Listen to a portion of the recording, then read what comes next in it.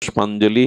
আমরা এখন বিষ্ণুপ্রিয়া দেবীর আবির্ভাব সম্পর্কে আজকে এই দিনে এই মহাতিথিতে যদি তার চরিত্র অঙ্কন না করি, কিছুটা তার দিব্য চরিত্রাবলী আমরা শ্রবণে ব্রতী না হই, কীর্তনে, তবে নিজেকে বড় অপরাধী মনে হবে।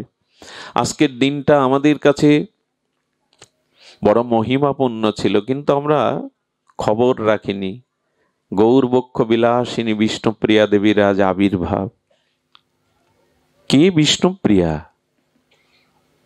তার মহিমা যদি মন দিয়ে শ্রদ্ধালু উৎকণ্ঠ হয়ে শোনেন তবে বুঝতে পারবেন এই বিষ্ণুপ্রিয়ার ত্যাগ বৈরাগ্য, তার যে ভগবৎ প্রেমের দৃষ্টান্ত জগতে বড় বিরল।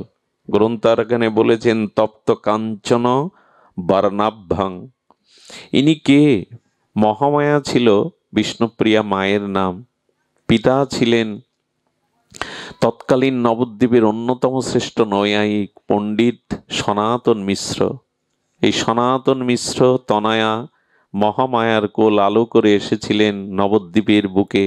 গৌরবক্ষ বিলাসিনী বৈষ্ণব জননী, ত্যাগ বৈরাগ্যের পরাকাষ্ঠা শ্রী বিষ্ণুপ্রিয়াজি।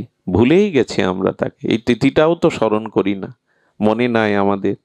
ওনার আবির্ভূবার পরে কি দেখা গেল? তপ্ত কাঞ্চন বর্ণাভ্যং বৈষ্ণব শক্তি স্বরূপিণী। কিছু মনে করবেন না, আজ আমরা মহাপ্রভুকে আমরা অঙ্কিত করেছি গ্রন্থে, বাক্যে, লীলাতে, সংকীর্তনে, প্রচারে, কিন্তু বিষ্ণুপ্রিয়াকে আড়াল করে ফেলেছি। কিন্তু এই বিষ্ণুপ্রিয়া দেবী যদি না তপস্যা ত্যাগ বৈরাগ্য না আনতেন, আমাদের বৈষ্ণবদের আজকে এই স্থানে এই অগ্রগতি প্রগতি হতো না। মহাপ্রভু সন্ন্যাসের আগে কি বলেছিল জানেন? বিষ্ণুপ্রিয়ার হাত ধরে বলেছিল, প্রিয়া। আহা, বড় মার্মিক কথা। যদি কখনো মা সন্তান জন্ম দিয়ে মারা যায়, তবে পিতার পক্ষে সন্তান প্রতিপালন করা, রক্ষণ পোষণ পালন করা প্রায় সম্ভব হয় না। কিন্তু জানো প্রিয়া, যদি পিতা মারা যায় তো জননী ভিক্ষা করে কাঙালিনী হয়ে সন্তানকে মানুষ করতে পারে। মহাপ্রভু ইঙ্গিত দিয়েছিলেন, আমি জীবের পিতা, আমি সন্ন্যাস নিলেও জীবের ক্ষতি হবে না। কিন্তু এই গৌড়ীয়, এই নবদ্বীপবাসী বৈষ্ণবদের তুমি জননী, তুমি মা, তোমার ত্যাগ বৈরাগ্যের দ্বারা এই বৈষ্ণব কুল বাঁচবে। সন্তানকে মাই প্রতিপালন করতে পারে, ধারণ পোষণ পালন করতে পারে। উনি বৈষ্ণব শক্তি স্বরূপিণী, ভুলে গেছি আমরা। তিনি বৈষ্ণব শক্তি স্বরূপিণী শুধু নন, সনাতনং সুতং দেবী প্রণমামি প্রভু প্রিয়ম। স্বয়ং ভগবান যখন অপ্রপঞ্চ থেকে প্রপঞ্চে আসেন, তখন তাকে অবতার বলে। অবতার শব্দের অর্থ হলো অপ্রপঞ্চ থেকে প্রপঞ্চে আসাটার নাম, নেমে আসাটার নাম অবতরণ। তো যখন স্বয়ং ভগবান জগতে লীলা বিলাসে আছেন, অবতার হয়ে আসেন, তখন তার লীলা শক্তি, লাদিনী স্বরূপ শক্তিকে নিয়ে আসেন। যেমন যদি কখনো নারায়ণ আসে, তবে লক্ষ্মী আসবে তার শক্তি স্বরূপিণী হয়ে। যদি কখনো রাম ভগবান আছেন, তবে সীতারূপ শক্তি তার সাথেই আসবে, ভগবৎ ভগবতী, ঈশ্বর ঈশ্বরী। যদি কখনো ভগবান শঙ্কর আসেন, তবে তৎপ্রিয়া শক্তি পার্বতীকে আসতে হবে। তেমনি চৈতন্য মহাপ্রভু অবতারেরও সার অবতার। তিনি অবতার বরিষ্ঠ, অবতার শ্রেষ্ঠ, অবতার সার শিরোমণি। সেই মহাপ্রভু যখন রাধা ভাবকান্তি নিয়ে এলেন, তখন তার স্বরূপ শক্তি স্বরূপিণী বিষ্ণুপ্রিয়াকেও নিয়ে এসেছিলেন। এই বিষ্ণুপ্রিয়া গৌরাঙ্গ বল্লভাঙ্গ দেবী, প্রভুর বড় প্রিয়, প্রভু প্রিয়ম। চৈতন্য মহাপ্রভুর অন্তরঙ্গা শক্তি স্বরূপিণী, আমাদের বৈষ্ণব জননী, ত্যাগ বৈরাগ্যের অধিষ্ঠাত্রী দেবী শ্রী বিষ্ণুপ্রিয়াজি। তার নামটা নিলেই চিত্ত বিমল হয়, শুদ্ধ হয়, অনুরাগ জন্মায়। বিষ্ণুপ্রিয়া নামটা উচ্চারণ করলেই হৃদয়ে শীতলতা আসে, আবেশ আসে, ভক্তির আবেশ, শ্রদ্ধার আবেশ। তো তিনি গৌরাঙ্গ বল্লভা, তিনি দেবী, ভক্ত অভীষ্ট প্রদায়িনী। কিছু মনে করবেন না, রামকৃষ্ণদেব পরমহংস হতে পারে না যদি সারদা দেবী না পাশে থাকে। ভগবান কৃষ্ণ ভুবন মোহন হতে পারেন, কিন্তু মদন মোহন হতে পারেন না যদি রাধা রানী বামে না থাকে। ভালো করে শুনুন শব্দগুলো, এগুলো কান দিয়ে ভেতরে গেলেই কাজ করবে। ঔষধ জেনে আর না জেনে খান, আগুনে জেনে আর না জেনে হাত দেন, ওর ক্রিয়াও করবে। যেমন এই শব্দগুলো এমন, এগুলো কর্ণ দিয়ে ভেতরে প্রবেশ করলেই তার চিত্ত শুদ্ধি হবে, পরম কল্যাণ হবে। অর্থ নাই বুঝি। তো মহাপ্রভুর এই যে বক্ষ বিলাসিনী, গৌর বক্ষ বিলাসিনী বিষ্ণুপ্রিয়াজি, তিনি যদি মহাপ্রভুর পাশে না থাকতেন তাহলে প্রভুর এত ত্যাগ বৈরাগ্য জগৎ দেখতে পেত না। সেই গম্ভীর গাম্ভীরার মধ্যে শেষ যে 12 বছর মহাপ্রভুর তীব্র বৈরাগ্য, এত গভীরে মহাপ্রভুর প্রবেশ করতে পারত না যদি বিষ্ণুপ্রিয়া এত ত্যাগের ব্রতী না হতেন। এ কথাগুলো আমাদের ঠিক মনে ধরবে না, কারণ ত্যাগের কথা ত্যাগী ছাড়া, অনুভবী ছাড়া বুঝতে পারবে না যে তাদের ত্যাগের মহিমা কি। একটু আলোকপাত করার চেষ্টা করছি, একটু চিত্রটা অঙ্কন করার চেষ্টা করছি শব্দ ব্রহ্মের দ্বারা, যদি আমরা কিছু নিতে পারি এর থেকে। বিষ্ণুপ্রিয়া দেবী এই জন্য বলছেন গৌর বল্লভং দেবী ভক্ত অভীষ্ট প্রদায়িনী। শ্রীকৃষ্ণ ভুবন মোহন, মদন মোহন হতে পারে বামে যদি ঠাকুরানী থাকেন, প্রেমময়ী রাধারানী থাকেন। সুখসারির দ্বন্দ্ব গান এখন ভোরবেলা আপনারা মাথা নাড়বেন না, সত্য বলুন, শতকরা 2-1 হয়তো মনে রেখেছেন, এগুলো আর এখন গাওয়া হয় না। সুখ বলে আমার কৃষ্ণ মদন মোহন, সারি বলে আমার রায় বামে যতক্ষণ। রাধা রানী বামে না থাকলে গোবিন্দ তুমি বিশ্বমোহন মদন মোহন হতে পারতে না। তো এই জন্য রাধা রানী না থাকলে শ্রীকৃষ্ণের এই পরম ভগবত্তা, কারণ শক্তিমান শক্তি পায় তো শক্তির কাছ থেকে। রাধা পূর্ণ শক্তি, কৃষ্ণ পূর্ণ শক্তিমান। তেমন গৌরবক্ষ বিলাসিনী শ্রী বিষ্ণুপ্রিয়া প্রিয়াজি, তিনি সমস্ত ভক্তের অভীষ্ট পূরণের শক্তি রাখেন। তো বিষ্ণুপ্রিয়া দেবী নবদ্বীপেশ্বরী, যেমন বৃন্দাবনেশ্বরী রাধা ঠাকুরানী ভাবময়ী লাদিনী অধীশ্বরী, তেমন নবদ্বীপের অধীশ্বরী মহাপ্রভু নান।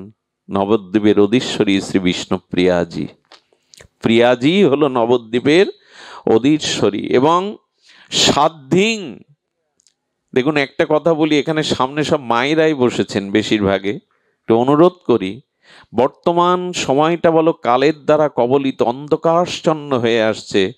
মেয়েদের মায়েদের প্রকৃত ধর্ম হলো পাতিব্রতা ধর্ম। এখন এ নিয়ে মানে বিতর্কের প্রশ্ন, হ্যাঁ এই নিয়ে বিতর্ক উঠবে, কিন্তু সর্বসম্মতভাবে নিখিল শাস্ত্রের এটাই বলেছেন, পাতিব্রতা ধর্মই হলো নারীর শ্রেষ্ঠ ধর্ম। আমাদের দেবী অনুসূয়া মা সীতাকে সতীত্ব শিক্ষণে 4টি কথা বলেছিলেন, 4 প্রকারের সতীর বর্ণনা দিয়েছেন, বড় অদ্ভুত প্রসঙ্গ আর সেদিকে নয়। তবু বলবো, যারা নিজের স্বামীর মধ্যে জগৎ স্বামীকেই দেখে, অন্য পুরুষকে দেখে না, এরা সতী শিরোমণি।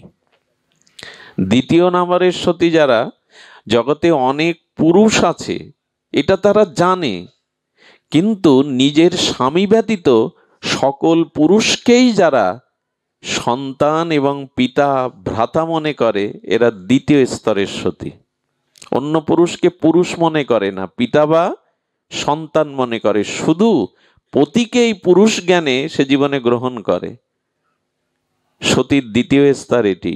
3য় স্তরের সতী তাকেই বলে যিনি জানেন আমার পতি গুণে রূপে অর্থ বৃত্তে যথার্থ সামর্থ্যবান নয়, তার থেকে সামর্থ্যবান কেউ আমাকে চাইছে, এটা সে জানে। জানার পরেও বেদ শাস্ত্র কুল মর্যাদা রক্ষার জন্য, ধর্ম রক্ষার জন্য সে অন্যকে মন দেয় না, এরা 3য় নাম্বারে।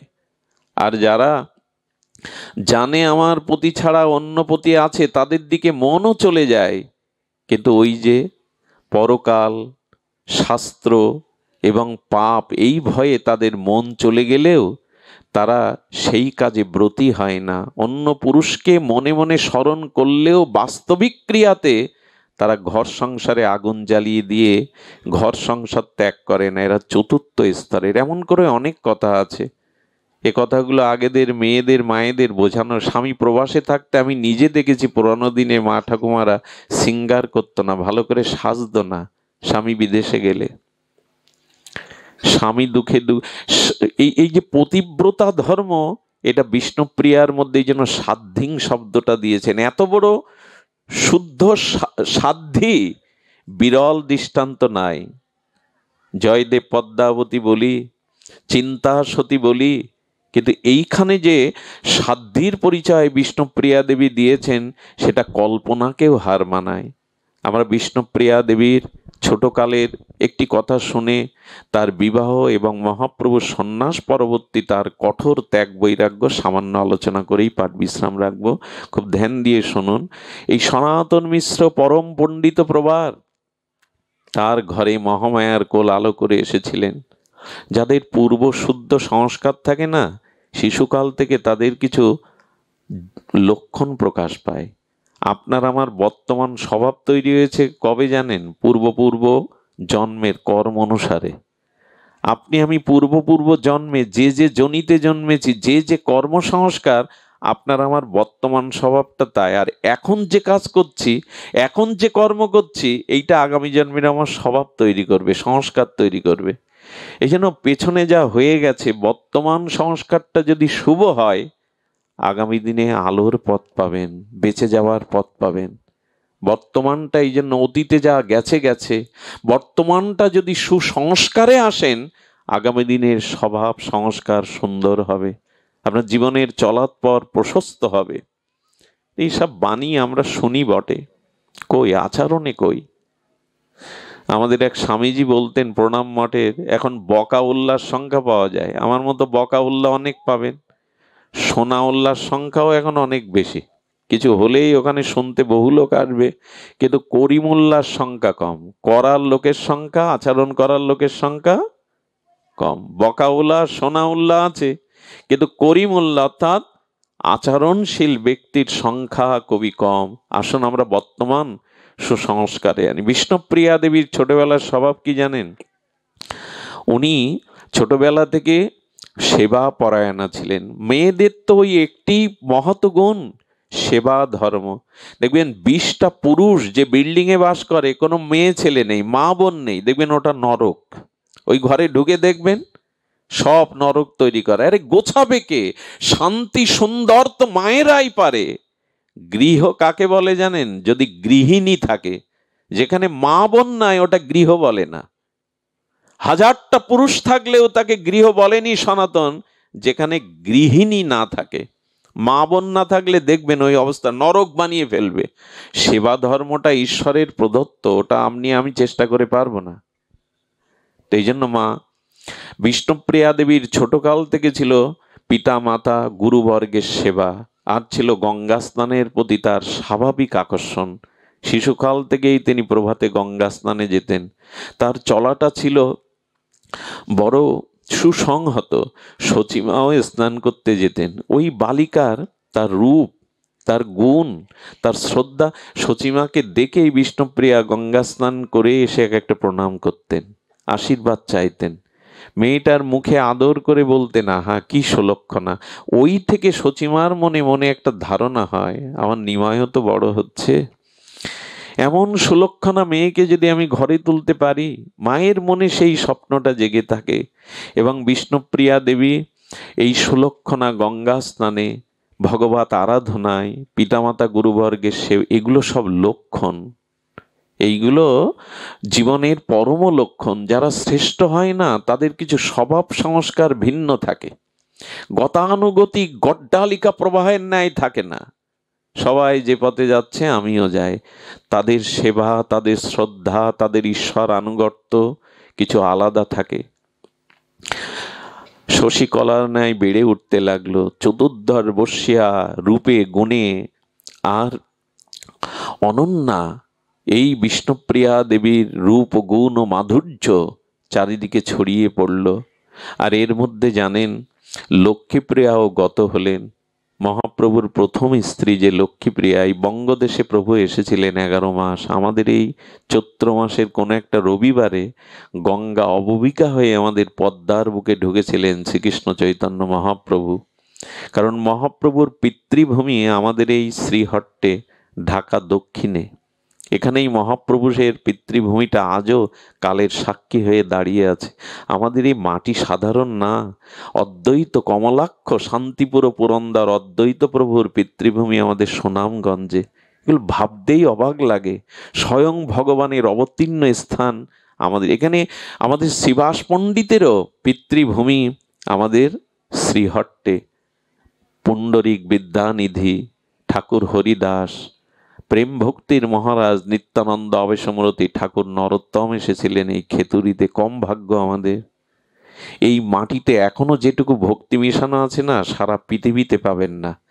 এটা ঐতিহাসিক সত্য। এখন এই বাংলার মাটিতে মানুষের চিত্তে যতটুকু আমাদের ধর্মীয় অনুভূতি, ভাগবত অনুভূতি আছে, বিশ্বের মাটিতে এটা নাই। এই মাটি আলাদা কিছু দিয়ে গেছে আমাদের। যদিও ইতিহাস, কালক্রম, রাজনৈতিক প্রেক্ষাপটে আমরা অনেক কিছু আমাদের চিত্ত থেকে হারিয়ে যাচ্ছে, তারপরেও বলবো এই মাটি সারা পৃথিবীর প্রণামের মাটি। এই মাটির মধ্যে অনুভূতিগুলো সারা পৃথিবী। সামান্য পশ্চিম বাংলায় গিয়েও আপনি এ জাতীয় ভাগবত আসরে নীরবতা পাবেন না। এই জাতীয় মানুষের, আমি গেছি পশ্চিমবাংলায়, পাঠে 8-10 হাজারও ভক্ত হয়েছে, কিন্তু ওইখানে বসেও মনে পড়ে আপনাদের এই যে বঙ্গজননীর কোলে যারা জন্মেছে, এদের ধর্মীয় অনুভূতি অন্যান্য দেশের মানুষের থেকে অনেক গভীরে, অনেক গভীরে। শুধু ভক্তগণ, এই জন্য বললো, এই মাটিতে জন্মে যদি, এই সনাতন ধর্মে জন্মে যদি, মহাপ্রভু শ্রীকৃষ্ণ গৌরাঙ্গকে পেয়েও যদি নিজের উদ্ধারের চেষ্টা, মঙ্গলের চেষ্টা না করিয়ে, বড় ব্যর্থতা, খুব বড় ব্যর্থতা। তো বিষ্ণুপ্রিয়া দেবী মহাপ্রভুর বিবাহ হলো। সেই লক্ষ্মীপ্রিয়াকে হারিয়ে মহাপ্রভু বড় উদাসী হয়ে গেছিলেন। সচিমার বহুদিনের লালিত স্বপ্ন বিষ্ণুপ্রিয়া নিমাইয়ের বিবাহ হলো। সে বিয়েও বড় জগৎখ্যাত বিবাহ। বিবাহের দিনে সমস্ত নবদ্বীপের পিতা যাদের বয়স্তা কন্যা আসে, তারা কপালে আঘাত করতে লাগলো। কি ভাগ্য সনাতন মিশ্রের, এমন জামাই পাওয়া কি মুখের কথা। সব মেয়ের পিতারাই নিজের ভাগ্যকে, আর তারা বলতে লাগলো, দুর্ভাগ্য আমাদের, এমন জামাই পেলাম না। সবাই দেখছে বৈকুণ্ঠের লক্ষ্মী নারায়ণ যেন আলোকিত হয়ে ঘর আলো করে বসে আছে। সে বিয়ের ভার নিয়েছিলেন বুদ্ধিমন্ত খান এবং গৌর ভক্তগণ। বড় বড় আনন্দ করে, বড় উচ্ছ্বাসে এই বিবাহ সম্পন্ন হলো। সদী ভক্তগণ, এরপর মহাপ্রভুর গারস্থ জীবন। কিন্তু বিয়ে করলে কি হবে? মহাপ্রভু বিবাহের পরপরই তার চিরদিনের যে তার কাঙ্ক্ষিত লক্ষ্য, হরিনাম প্রেম জগৎকে দান করবেন, তিনি ঘরে বিষ্ণুপ্রিয়াকে রেগেই দেখুন। ত্যাগ না হলে তো, বৈরাগ্য না হলে তো আমরা গ্রহণ করব না। মহাপ্রভু আপনি আচরণ করে ত্যাগ বৈরাগ্য, নিজ ভক্তি যোগ শেখানোর জন্য তিনি প্রতিটা রাত্রে শিবা সঙ্গনে যেতেন। বিষ্ণুপ্রিয়া সারা রাত তিনি ঘরে বিনিদ্র রজনী, যে যার প্রভু জীবের কল্যাণে, হরিনাম দানে, জীবকে ধন্য করবার জন্য, প্রেম বিতরণের জন্য সারা নিশি হরিনামে রত বিষ্ণুপ্রিয়া দেবী ঘুমাতেন না। এই বিনিদ্র রজনী বিষ্ণুপ্রিয়ার দিকে তাকিয়ে সচিমা বড় আঘাত পেতেন। ছেলে ঘর করবে কোথায়, বিষ্ণুপ্রিয়ার মতো লক্ষ্মীর প্রতি তার কিছুটা অনুরাগ জন্মাবে, কিন্তু আমার নিমাই ঘরে থাকে না। মায়ের চোখে ঘুম নেই। ভোরবেলা মহাপ্রভুর বাটিটা ছিল মাটির, মৃত্তিকার। সেদিনকার দিনে মাটির ঘরের ওই সোপানের ওপরে সচিমা প্রতীক্ষা করছে কখন নিমাই আসবে। ভোরের আলো ফোটার সাথে সাথে নিমাই আসতেন। সেই হরিনামে প্রেমে মাতোয়ারা, ভাবে গদগদ তার প্রেমময় তনু, হেলতে দুলতে সে মায়ের কোলে মাথা রাখতেন। মা কি করতেন জানেন?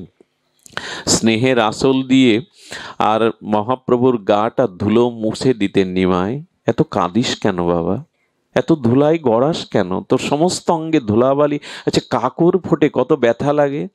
মা যখন স্নেহের আঁচল দিয়ে আর নিমাইয়ের গায়ের সমস্ত ধুলি ময়লা স্নেহ পরবশ হয়ে মুছে দিচ্ছেন, দরজার আড়াল থেকে বিষ্ণুপ্রিয়ার কাঁদছে, বলছেন, মা, ওই চরণ সেবা করব বলেই তো জন্ম জন্ম সেই সেই অনুরাগ হৃদয়ে রেখেছি। প্রভুর চরণ সেবার দায়িত্বটা আমায় দাও, ওটা তুমি মুছে দিও না।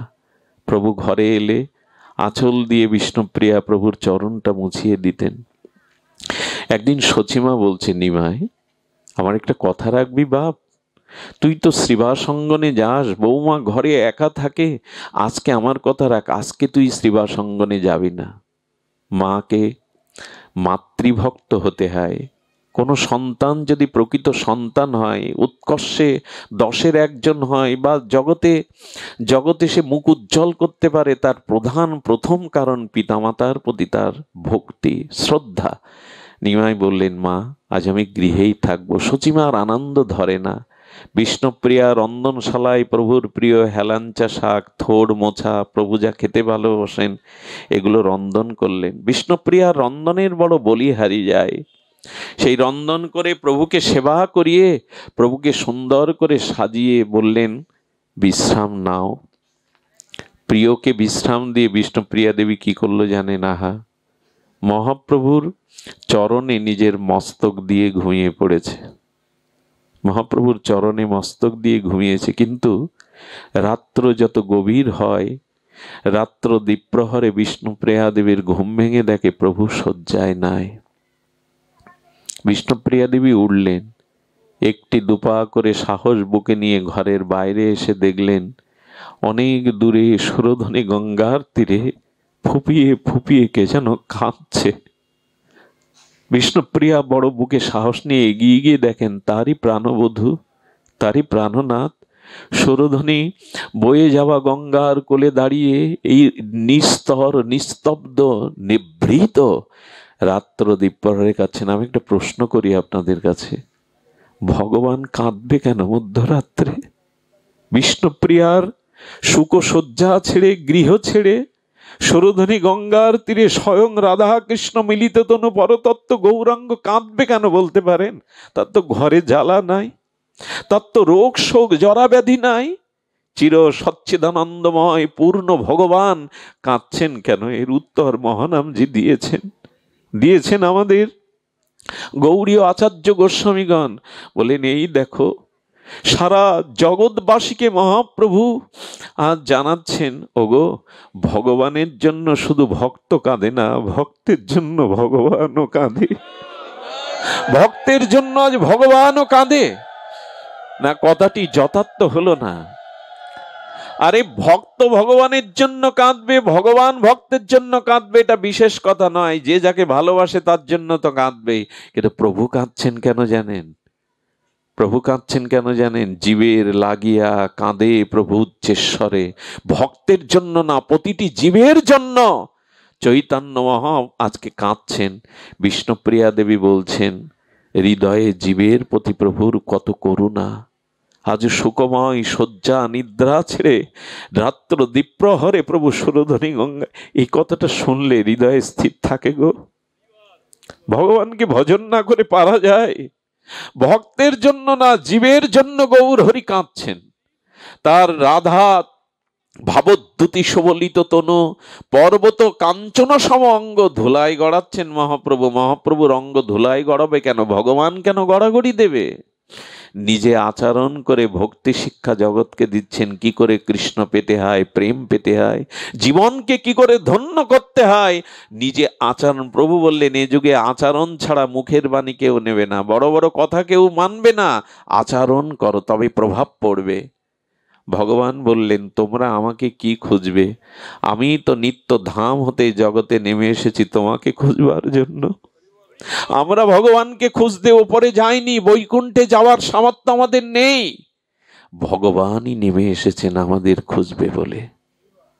আহা, এই কথা শুনলে ভজন না করে থাকতে পারা যায় গো? ভগবান বলছেন, তুমি আমাকে কি ডাকবে? এই দেখো, দুবাহু বাড়িয়ে আমি আত্মকণ্ঠে জীবকে ডাকছি, জীব জাগো, জীব জাগো। ভগবানই ডেকে চলেছেন আমাদের। এরপরেও পিছিয়ে থাকবো? এরপরেও মোহ নিদ্রায় ঘুমিয়ে থাকবো? বিষ্ণুপ্রিয়া দেবী গেলেন। প্রিয়া দেবী গিয়ে প্রভুর চরণে মাথা রেখে কি জিজ্ঞাসা করলেন জানেন? কাঁদছো কেন? প্রভু কেন কাঁদছো?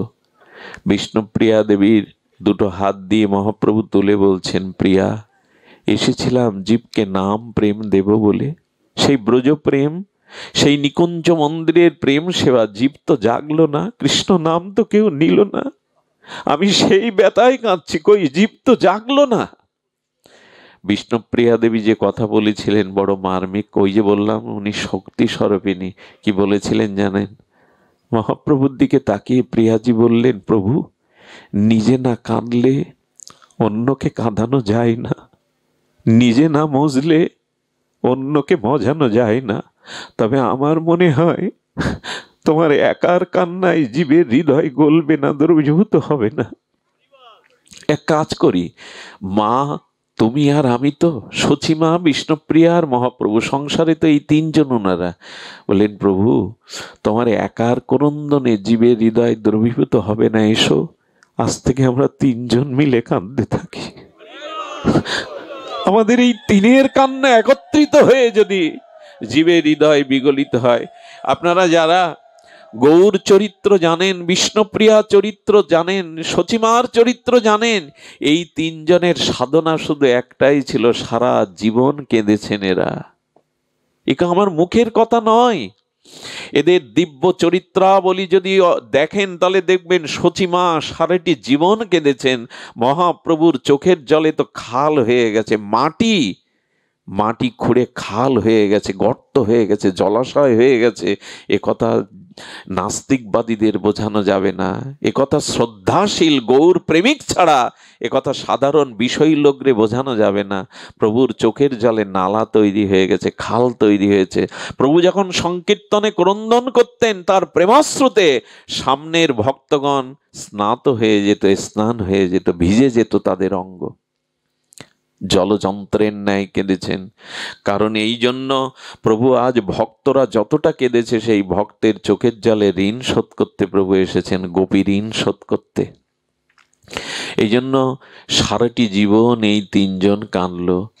আমার কি মনে হয় জানেন, তাদের ক্রন্দনের কোনো মূল্য দিলাম আমরা? আমরা তো হেসে খেলে ভোগে আনন্দে সংসার নিয়েই মাতামাতি করি, ভোগ বিলাস নিয়েই মাতামাতি করছি। আমরা তাদের কান্নার মূল্য দিয়েছি। আজকে এমন একটি তিথি চলে যাচ্ছে, অথচ আমাদের সাড়া নেই যে আজ বিষ্ণুপ্রিয়ার আবির্ভাব। বিবাহ বার্ষিকী পালন করে নেটে দিয়ে দেন, কত ছবি ছাপান, কত কেক কাটেন, ছেলে মেয়ের জন্মদিনে কত কি আড়ম্বর করেন। এগুলোতে আমার নিষেধ, আমার বাধা নাই। আমি এতে আপনাদেরকে মন্দ বলবো না। এগুলো সামাজিকতায় করতে হয়, করুন, কিন্তু এই সব তিথিগুলো পালন করলে যে ভক্তি হয়, প্রেম হয়, জীবনে চরিত্র গঠন হয়, এগুলি ভুলে রয়েছে। কত বড় অকৃতজ্ঞ যে বিষ্ণুপ্রিয়ার আবির্ভাবটাও আমরা পালনও করি না, জানি না। সদী ভক্তগণ, আজকের এই তিথি যিনি অনুষ্ঠান দিচ্ছেন, আমাদের বিষ্ণু গোস্বামী পাদ, ইনি বড় ভাগ্যবান। এই তিথিতে গৌর বিষ্ণুপ্রিয়ার, আমাদের প্রিয়াজির আলোচনা, এটি বড় সৌভাগ্য, স্বীকৃতি থাকলে তবে এটা সম্ভব হয়। সুধীজন, বিষ্ণুপ্রিয়া সেই যে ব্রত নিলেন কান্নার, আপনারা সংক্ষিপ্ত সার শুনুন। এরপর মহাপ্রভু গয়ায় গিয়েছিলেন পিতৃতর্পণের জন্য। এর পরের ইতিহাস অন্যভাবে লিখেছেন চৈতন্য ভগবত চৈতন্য চরিতামৃতের। আহা, মহাপ্রভু গয়া থেকে যখন এলেন, তখন পূর্বের নিমাই পণ্ডিত আর নাই। নিমাই পণ্ডিত কেন বলছি জানেন? দিগ্বিজয়ী পণ্ডিতকে পরাস্ত করে নবদ্বীপের গৌরব গাথা লিখেছিলেন ইতিহাসে নিমাই। এমন কোন ভারতের দিগ্বিজয়ী পণ্ডিত ছিল না মহাপ্রভুর পাণ্ডিত্যের কাছে পরাজিত হননি। সমগ্র ভারতের নবদ্বীপ ছিল পাণ্ডিত্যের তীর্থ। সেই পাণ্ডিত্যের দ্বারা মহাপ্রভু নবদ্বীপের মুখ উজ্জ্বল করেছিলেন ভারতবাসীর তথা বিশ্ববাসীর কাছে। বহু দূর দূরান্ত থেকে মহাপ্রভুর কাছে বিদ্যা শিক্ষার জন্য, ভূগোল, ইতিহাস, ন্যায়, দর্শন শিখবার জন্য বহু ছাত্র মহাপ্রভুর পাঠশালাতে গঙ্গাদাস পণ্ডিতের টোলে পড়তেন। মহাপ্রভু অধ্যাপনা করেছেন। অধ্যাপনা করতে নিমাই পণ্ডিত নামটা গর্বের সহিত নবদ্বীপবাসী নিত, কারণ দিগ্বিজয়ীকে পরাস্ত করেছেন মহাপ্রভু। সেই মহাপ্রভু যখন গয়া থেকে আসলেন, তার কি অবস্থা হলো জানেন? আর মাথায় সুগন্ধি তেল দেয় না, আর মহাপ্রভু শয্যায় ঘুমায় না। কোনো পণ্ডিতকে দেখলে মাথা নত করে চলে যায়, আর তর্ক বিতর্ক করে না, আর পাঠশালায় গিয়ে ছাত্রদের পড়ায় না। গঙ্গাদাস পণ্ডিতের চণ্ডী মণ্ডপের টোল ঘরে নিমাই নীরব নিথর। মা দেখছেন গয়া থেকে এসে নিমাইয়ের কি হয়ে গেল, কথা বলে না, ভালো করে আহার করে না। বিষ্ণুপ্রিয়ার কাছে জিজ্ঞাসা করলেন কি করে? বললেন, মা আমার বড় ভয় করে, প্রভু শয্যায় ঘুমায় না, ঘরের মেঝেতে বসে বিড় বিড় করে কি যেন বলে, আর নখ দিয়ে মাটিগুলো খোঁড়ে। আমি ভয় পেয়ে যাই, প্রভুর এই দশা মা আমার ভালো লাগে না। কি যেন বিড় বিড় করে বলেন, সারা রাত ঘুমান না, মাথায় যেন তপ্ত তাপ। উনি শয্যায় ঘুমান না, মাঝে মাঝে উদাসী হয়ে থাকেন, কারোর সাথে কথা বলেন না। হ্যাঁ, এই লক্ষণটা কখন হয় জানেন? মানুষ হৃদয়ে যেমন অপ্রাকৃত ভগবত প্রেম পেয়ে যায়, তখনই এই দশা হয়। মহাপ্রভুর এই প্রেম দশা অনেকেই বুঝতে পারল না। একদিন গঙ্গাদাস বলছে, নিমাই তুমি নবদ্বীপের গৌরব, কেন পড়াতে যাও না? ছাত্ররা অপেক্ষা করে আছে, যাও। গুরুদেবের আদেশ মানতে গিয়ে ন্যায় দর্শন গ্রন্থগুলি নিয়ে মহাপ্রভু পাঠশালায় গিয়ে গ্রন্থ খুলে দরদর করে কাঁদছেন, চোখের জলে গ্রন্থের পৃষ্ঠা ভেসে যাচ্ছে। ছাত্ররা বললেন, বড় আশা নিয়ে আপনার কাছে এসেছিলাম, বিদ্বান হব বলে, বিদ্যা শিক্ষা করব বলে, আপনি কেন কাঁদছেন? হে আচার্য, আপনি কেন আমাদের পাঠদান দিচ্ছেন না? বললেন, মহাপ্রভু বললেন, তোমরা আর এসো না, আমি আর তোমাদের এই ইতিহাস ন্যায় শাস্ত্র শেখাতে পারবো না। বললেন, আপনি পরম বিদ্বান, আপনি দিগ্বিজয়ীকে পরাস্ত করেছেন, কেন বিদ্যা আমাদের দেবেন না? মহাপ্রভু কি বললেন জানেন? এই দেখুন, যে বিদ্যার ব্যাখ্যা করছিলাম, প্রভু বললেন, কৃষ্ণ ভক্তি বিনা বিদ্যা নাহি আর। কৃষ্ণ ভক্তি হলো প্রকৃত, ঈশ্বর ভক্তি হলো বিদ্যা, প্রকৃত বিদ্যা। আমি গ্রন্থ খুলেই প্রভু কৃষ্ণকে দেখেন, তাই তো চোখ দিয়ে অশ্রু ঝরে যায়। ছাত্ররাও প্রভুর এই প্রেম মহাভাবদশা দেখে বললেন, যদি কৃষ্ণ ভক্তি প্রকৃত বিদ্যা হবে, তবে আমাদেরকে সেই বিদ্যা দিন। নেবে তোমরা? নেবে? কৃষ্ণ ভক্তি বিদ্যা নেবে? মহাপ্রভু এই প্রথম সংকীর্তন নবদ্বীপে শুরু করলেন, হাতে তালি দিয়ে গাইতে লাগলেন, হরি হরায় নম, কৃষ্ণ যাদবায় নম, যাদবায় মাধবায় কেশবায় নম। এই সংকীর্তন মহাপ্রভুর নিজের রচনা। ছাত্ররা কাঁদছে আর এই সংকীর্তন করছে। এই দেখে সচিমার বড় কষ্ট। কি হয়েছে বাপ নিমাই, কথা বলিস না, ভালো করে সাজিস না? কি তোর কেশের শোভা, কি তোর অঙ্গের শোভা যেন পুড়ে ছাই হয়ে গেছে। বৌমার সাথে কথা বলিস না, আমার সাথে কথা বলিস না, কি হয়েছে নিমাই? মা একদিন কুলদেবতা নারায়ণের পূজা দিলেন মহাপ্রভুর সুস্থতার জন্য। তখন মহাপ্রভু না, তখন নিমাই। যখন পূজা হলো, নিমাইকে হাতে ধরে এনে সচিমা বলছেন, ভগবানের কাছে আশীর্বাদ চেয়ে নে নিমাই। নিমাই, তুই একমাত্র ধন আমার, এই নবদ্বীপের প্রাণ তুই। নারায়ণের কাছে কি চাইবে মহাপ্রভু? মাথা নত করে কি চাইলো জানেন? আমাদের শেখালেন, যদি ভগবানের কাছে চাইতে হয় এই চাও। প্রভু বললেন, ন ধনং ন জনং সুন্দরীং কবিতাং বা জগদীশ কাময়ে মম জন্মনি জন্মনুস্বরে অহেতুকি ভাগবত ভক্তি তৈ। মহাপ্রভুর এই প্রেমের মন্ত্র শেখালেন। আমরা বলি বটে, ধনং দেহি যশং দেহি যশ যেহি, কিন্তু মহাপ্রভু বলছেন, ন ধনং ন জনং ন সুন্দরীং কবিতাং বা জগদীশ কামায়। হে প্রাণেশ্বর, আমি তোমার কাছে ধন চাই না, সুন্দরী রমণী চাই না, কবিত্ব প্রতিভা চাই না, যেন জন্ম জন্মান্তরে তোমার চরণে আমার অহেতুক ভক্তি থাকে, যেন অহেতুকি ভক্তি থাকে, হেতু যেন না থাকে। মহাপ্রভু এই প্রার্থনা করে কাঁদছেন। সচিমা ডেকে এনেছেন চন্দ্রশেখর মেসমশাইকে। এনেছেন শ্রীবাস পণ্ডিতকে, বলছেন নিমাইয়ের বাবা নেই, তার বড় ভাই সন্ন্যাস নিয়ে চলে গেছে বিশ্বরূপ, তোমরা ওর পিতার মতো, তোমরা ওকে বোঝাও। লক্ষ্য করুন, শ্রীবাস পণ্ডিত মহাপ্রভুর সামনে এসেছে, শ্রীবাসের দিকে মহাপ্রভু অপলক নয়নে তাকিয়ে বলছেন, শ্রীবাস, আমার কি মাথার ব্যামো হয়েছে মনে হয় তোমার? শ্রীবাস মহাপ্রভুর দিকে তাকিয়ে কাঁদছে আর বলছে, প্রভু, তোমার যে ব্যাধি হয়েছে, এই ব্যাধি যুগ যুগান্তর তপস্যা করে ধ্যানী মুনি ঋষিদের হয় না প্রভু, তোমার কৃষ্ণ প্রেম হয়েছে প্রভু। এই প্রেম সকলের হয় না, যোগী ঋষি অমলাত্মা বিমলাত্মা এটি সকলের হয় না। পারো তো প্রভু এই প্রেম এই রোগ আমায় কিছু দাও। শ্রীবাস কাঁদছে, প্রভু আমায় কিছু দাও। মহাপ্রভু শ্রীবাসের হাত জড়িয়ে বললে, আমাকে বাঁচালে শ্রীবাস, তুমিও যদি বলতে যে আমার মাথার ব্যামো হয়েছে, আমি সরোধনীতে ডুবে মরতাম, এ মুখ কাউকে দেখাতাম না। মহাপ্রভু তখন এত অন্তর্মনা হয়ে গেছেন, এত প্রেমে বিবাহিত হয়ে গেছেন, গদাধরকে ডেকে বলছে, গদাধর, সেই গয়া থেকে আসার পথে শ্যামল সুন্দর ত্রিভঙ্গ মোরারি মুরলীধারীকে কিশোর সেই মূর্তিটি দেখেছি, বলতে পারো কোথায় লুকিয়েছে? গদাধর প্রভুর ব্যাকুলতা দেখে বলছে, তোমার হৃদয়ে লুকিয়েছে। প্রভু নখ দিয়ে তখন বুক চিচ্ছে, রক্তাক্ত করছে, কোথায় তুমি? এরই নাম ব্যাকুলতা, এরই নাম প্রেম অনুরাগ। এইটি জাগতে হবে ভগবানকে পেতে গেলে। এই হলো দিগদর্শন। এরপরে মহাপ্রভুর ঘটনা চারিদিকে ছড়িয়ে পড়ল, তার আচার আচরণ সবাই জানতে চেষ্টা করতে লাগলো। মহাপ্রভু যে আর বেশি দিন নবদ্বীপে থাকবেন না, সেই সময়কার কথা বলবার মতো শক্তি আমার নাই। এই মাঘের শেষে প্রভু যে সন্ন্যাস নিয়েছিলেন, পৃথিবীর ইতিহাসে এমন সন্ন্যাস দেখা যায় না। যখন আকাশে বাতাসে ছড়িয়ে পড়ল মহাপ্রভু সন্ন্যাস নেবেন, একজন বিষ্ণুপ্রিয়া রাতে কি বললেন জানেন? চিরকালই ভগবান নিয়েছেন, দেবাহুতিকে ছেড়ে ভগবান কপিল সন্ন্যাস নিয়েছেন। আপনারা জানেন যে ব্যাসদেবের পুত্র সুখদেবও পিতার দিকে তাকাননি, জন্মের পরে আর সংসারের দিকে ফিরে তাকাননি, সবাই ত্যাগ করেছে। এই জীবনে যদি ত্যাগ না থাকে, আপনার আদর্শ কেউ নেবে না।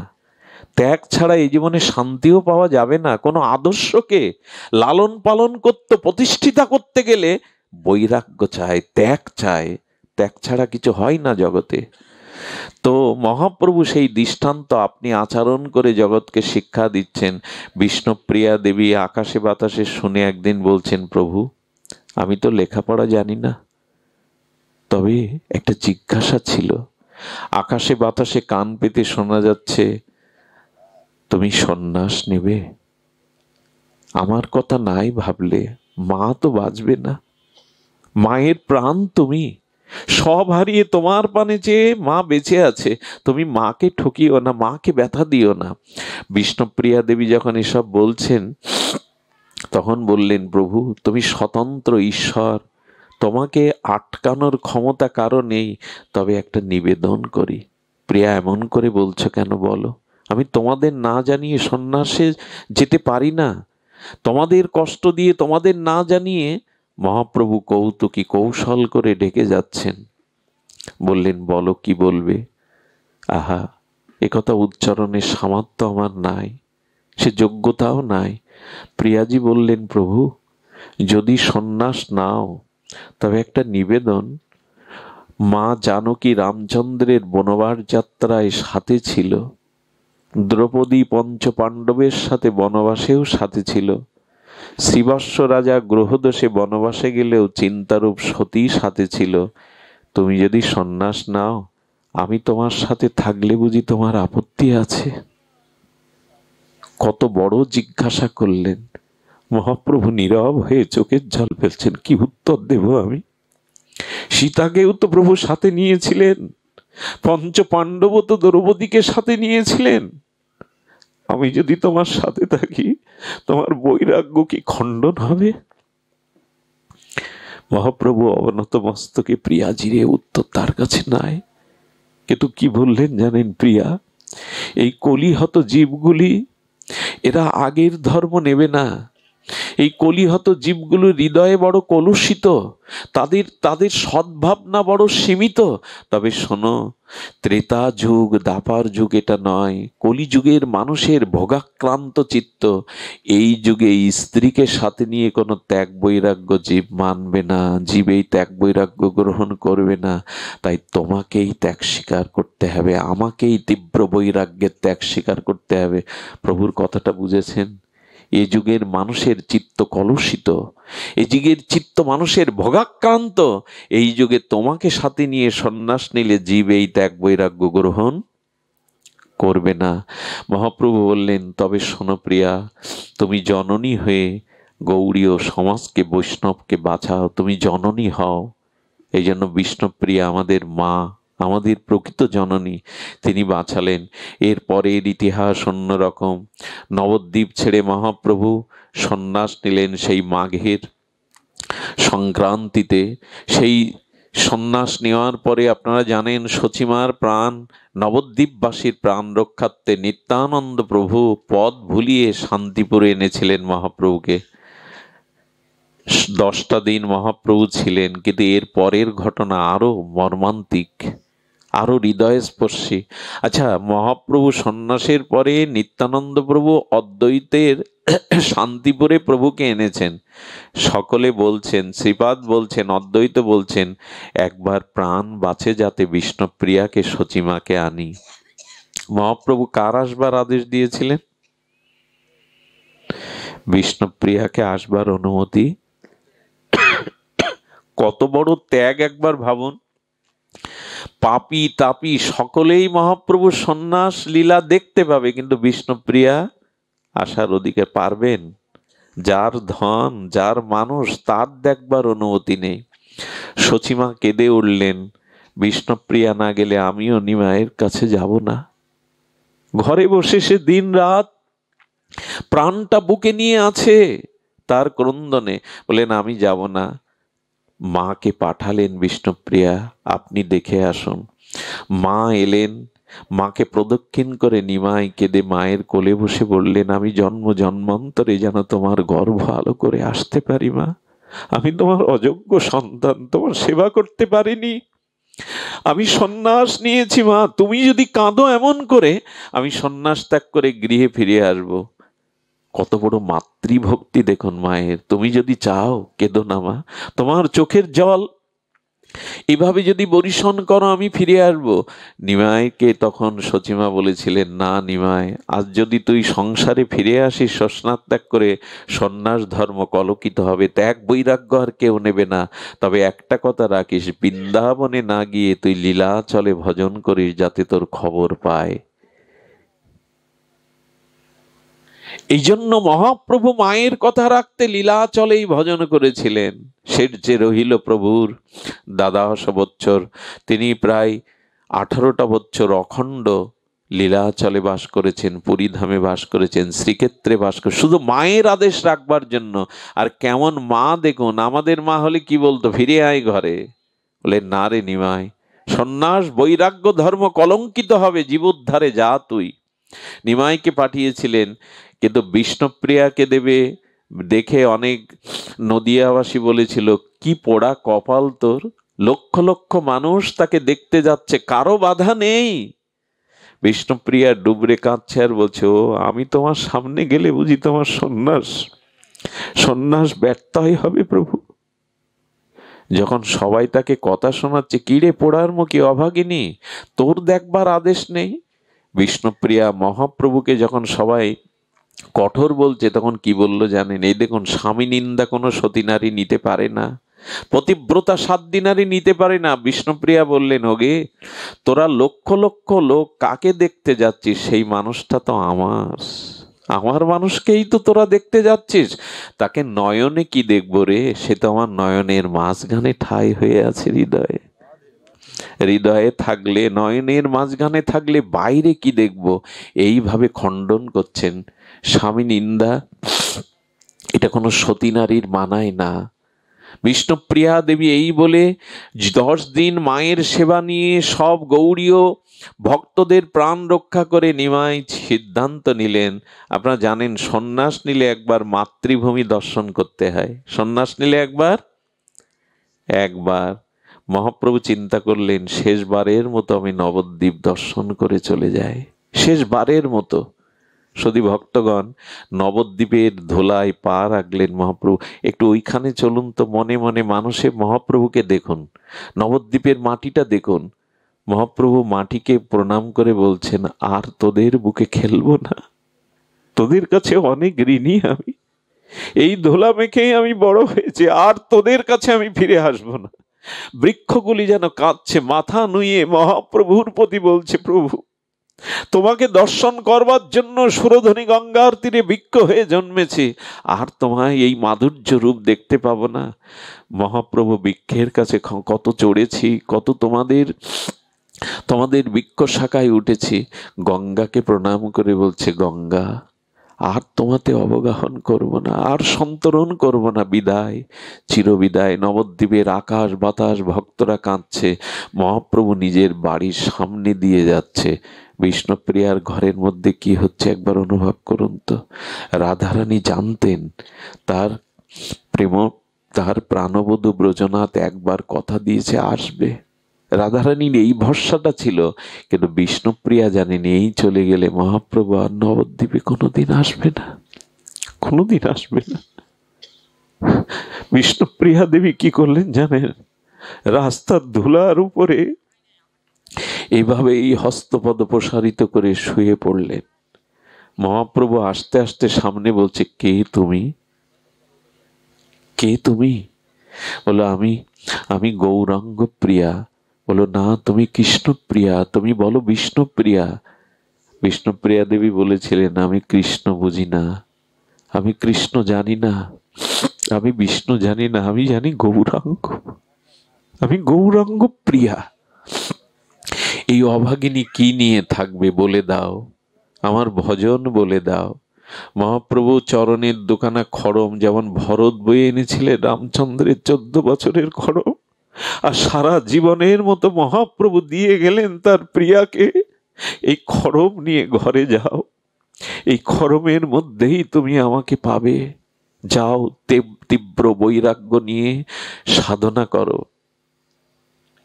খড়মটা সেই দিন মাথায় তুলে নিল, সেই যে ঘরের মধ্যে সিংহাসনে খড়ম স্থাপন করলো, সেই দিন থেকে তার দিনপঞ্জি কিভাবে কাটতো জানেন? 2টো মাটির পাত্র রাখতেন, একটা পাত্রে চাউল রাখতেন, তন্ডুল, ওই একটা চাল হাতে নিয়ে হরে কৃষ্ণ মহামন্ত্র প্রসাদী করে আর একটা শূন্য পাত্রে রাখতেন।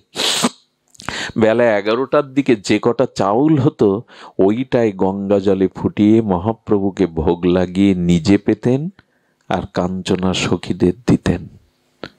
এরকম বৈরাগ্য শুনেছেন? আচ্ছা, কটা চাল হতো? এটা গল্প গাথা নয় গো মা, 500 বছর আগে ঘটে যাওয়া এই নবদ্বীপের আমার বৈরাগ্য, ত্যাগ বৈরাগ্যের পরাকাষ্ঠা, গৌড়ীয় বৈষ্ণব জননীর বিষ্ণুপ্রিয়া মায়ের এই ত্যাগ। কটা চাল হতো বলতে পারেন? ওই নিয়েই ওই একটুখানি খেয়েই বেঁচেছিলেন। এইভাবে সারা দিন নামে থাকতেন, সন্ধ্যার পরে শয্যায় ঘুমাতেন। কাঞ্চনা সখী গঙ্গা জলে একটু স্নান করিয়ে সাজাতে যেত, ওরে পড়ার মুখী, বড় রূপ নিয়ে এসেছিলি, তোকে সাজাতে বড় স্বাদ হয়। বিষ্ণুপ্রিয়া দেবী প্রভুর সন্ন্যাসের বারে ভালো কোনো কাপড় পরেননি।